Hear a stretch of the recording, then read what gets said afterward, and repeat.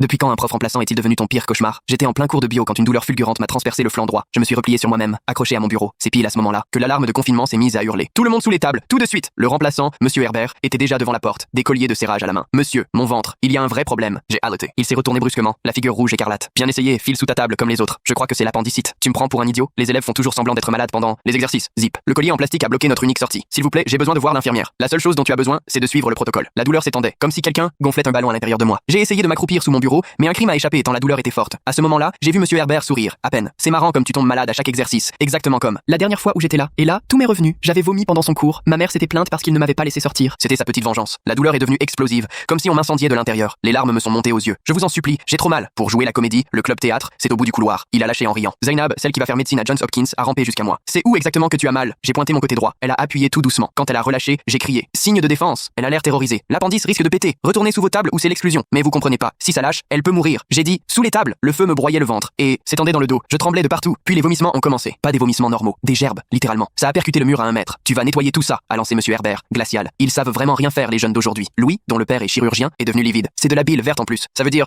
qu'elle a mangé un truc vert ce midi. De plus en plus d'élèves sortirent leur téléphone, cherchèrent du réseau, mais tout le monde sait que le labo de bio c'est une zone morte. Monsieur Herbert a capté. Les portables dans le panier, tout de suite. Ce n'est pas le moment. De chatter. Ma fièvre est montée d'un coup. J'avais la sueur qui dégoulinait sur le visage. La douleur, ce n'était plus juste le côté, c'était tout le corps, comme si tout lâchait. Touchez-lui le front, a crié quelqu'un. Mia s'est penchée. Elle brûle, c'est pas normal. La fièvre, ça se simule. Vous avez jamais vu la folle journée de Ferris Bueller? Mais la moitié de la classe voyait très bien que ça tournait mal. J'étais passé du blanc au gris et mes tremblements empiraient. Appelez le 15, hurlait Zainab. Elle doit être opérée maintenant. La seule chose dont elle a besoin, c'est d'1 heure de colle pour avoir gâché un exercice officiel. C'est là que je l'ai ressenti. Ce truc qui lâche à l'intérieur, comme un élastique qui claque. La douleur a disparu d'un coup, remplacée par un froid glacial. La douleur est partie, j'ai murmuré. Monsieur Herbert a souri. Tu vois, guérison miraculeuse. Je te l'avais dit. Non, ont hurlé Zainab et Louis ensemble. Si la douleur disparaît d'un coup, c'est que ça a éclaté. Même ceux qui n'y connaissaient rien en bio s'avèrent que c'était super grave. Mon corps s'est mis à convulser. Ce n'était plus de simples secousses, des vraies convulsions. Le sourire de Monsieur Herbert s'est effacé d'un coup. Arrête de faire semblant, mais je n'y arrivais plus. J'avais perdu le contrôle. Bip, bip. L'alarme continuait de hurler. Les élèves tapaient aux fenêtres pour qu'on vienne. Le squelette de bio s'est effondré quand Trevor a tenté de forcer la porte. Y a un collier de serrage, elle bouge pas, criait-il. Des points noirs envahissaient ma vue. Zainab hurlait des termes médicaux que je comprenais même plus. Tout ce que je sentais, c'était ce froid qui me glaçait. Cassez la fenêtre. Prévenez le secrétariat. La porte est bloquée. Monsieur Herbert commençait à reculer. Elle fait semblant. Elle doit faire semblant. Je ne voyais plus rien. J'entendais juste les voix s'éloigner, puis celle de Zainab. Très clair. Si elle meurt, ce sera de ta faute. La dernière chose dont je me rappelle, c'est de me dire que c'était complètement absurde. Mourir en cours de bio à cause de l'ego d'un remplaçant. Puis, plus rien. J'ai ouvert les yeux 3 jours plus tard, avec 20 cm d'intestin et la moitié de mon côlon en moins. L'infection avait tellement gagné de terrain qu'ils ont dû enlever des morceaux de 3 organes. Le chirurgien a dit que 5 minutes de plus et je ne serais plus là. Techniquement, j'ai été morte 38 secondes sur la table d'OP. Monsieur Herbert a prétendu qu'il m'avait pris pour une simulatrice. Les caméras l'ont filmé en train de sourire quand j'ai commencé à me plaindre, et aussi en train d'enjamber mon corps en convulsion pour garder la porte fermée. Il a pris 2 semaines de suspension pour ce que les médecins ont appelé le pire cas d'appendicite éclaté qu'ils aient vu survivre. Mais moi et les 22 témoins de cette salle, on sait très bien ce qui s'est réellement passé, et on compte bien le faire savoir à tout le monde. Découvrez l'histoire complète en cliquant sur la vidéo ci-dessous.